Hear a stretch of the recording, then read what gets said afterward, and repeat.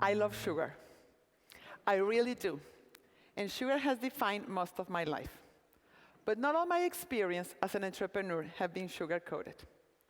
My story begins with my most beloved passion, cakes and sugar, cakes and cookies. And like so many other stories of entrepreneur, this one also started in a garage. Actually, it first started in my kitchen, where all I needed was an oven. Then I moved to my garage, where I had to install bigger ovens, fridges, and mixers. At the beginning, I was baking for fun, as I always did. Then, at some point in time, I started baking for family and friends, and soon, friends of my friends. I'm a strong believer in the power of our thoughts. That's why every time, 95% of my time, I'm thinking in a positive way. I remember myself getting excited and feeling very satisfied when I was selling 40 cakes per week. Yes, 40. Today, 20 years later, selling more than 100,000 cakes per month, I still get the same satisfaction. Thank you. Thank you. I often get asked, what has been the recipe of our success? When I think about it, I always come to the same conclusion: consistency. I have never modified a recipe, always using the same highest quality ingredients, and baking every single cake one by one. So my advice, if your recipe works, don't change it. My girls were 1 and 2 years old, so I divided my time between baking, my passion, trying to be a good mom, and studying for a master's degree. What kept me going was the love for what I was doing. I know, for some of you it may sound naive, all these stories and articles about doing what you love, following your dreams, or whatever makes you passionate. But believe me, in my case, it has certainly been true. Today, I have a YPO business with almost 50 stores and more than 300 employees. Baking cakes and eating them is still my passion. Turning my passion into a job has been the driving force in my life. It was the reason I overcame obstacles, stayed dedicated, the reason for the success that followed.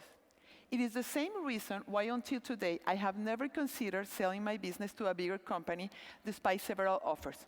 Because it's not always about money, but about staying involved in this beautiful process where, believe me or not, I'm as happy as on holiday as when I'm delivering a cake. The first years of the company, I felt like I had to prove that I could be a good mom and a working and a successful businesswoman at the same time. Every time I got interviewed, they will ask me about my children, something that did not happen to my male colleagues, even if we were in the same panel or room. So if I was too successful in business, then my daughters must have been left alone, resulting in some emotional damage like drugs or eating disorder. What I learned is that children that have a working mom who does what she loves and comes home with a big smile not only develop a less selfish way of looking at life, thinking only on their interests and needs, but also develop a more sensitive way of being with others. But why was I treated different in this interview? Does our society praise men and women equally when they get to the top?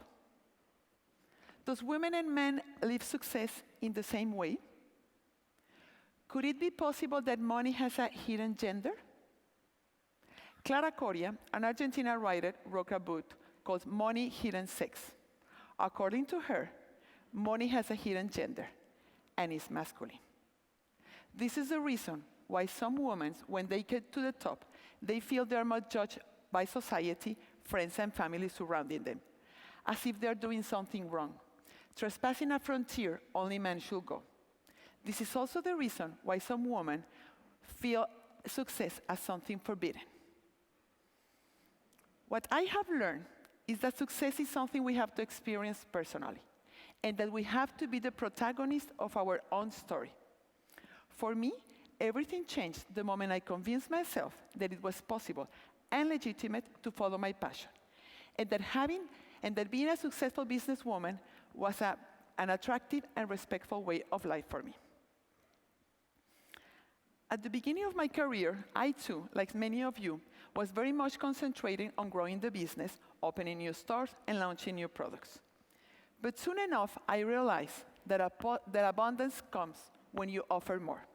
Since I was a kid, my mother has dedicated half of her week at her dispensary, giving food and medicine to very poor people. At the beginning, I was giving her some cakes and a little part of my income. When I saw in person the positive impact of this small act of generosity, I felt a stronger and deeper contentment, different from the one I have felt earning more money or getting more recognition.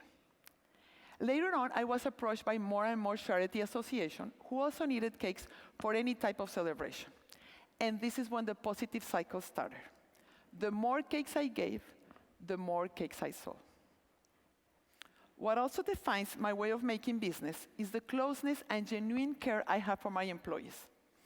Their satisfaction and happiness is equal to nicer and tastier cakes and bigger smiles in my salespeople. We all win. My favorite time of the year is when the profit sharing season.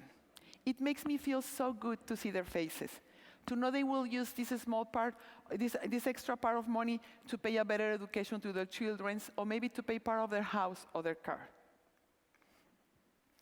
Thinking not only on you, but also on others builds a company where everyone wins and feels better. Following your passion and making it business, whether you're a male or female entrepreneur, often means reinventing yourself. You're happier in the present moment, you learn to think positively, you learn to feel grateful with what you have, and you learn to feel more satisfied in your life. I have learned that the best way to enjoy your life is to share as much as you can. So if you want a lot in your life, you have to give a lot of your time, of your attention, of your money, of your knowledge. Give, give, give. Thank you.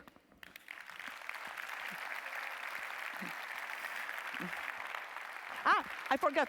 Sorry, one sentence. I forgot just that sentence. As the Dalai Lama says, generosity generates abundance. Sorry, I was a little bit nervous.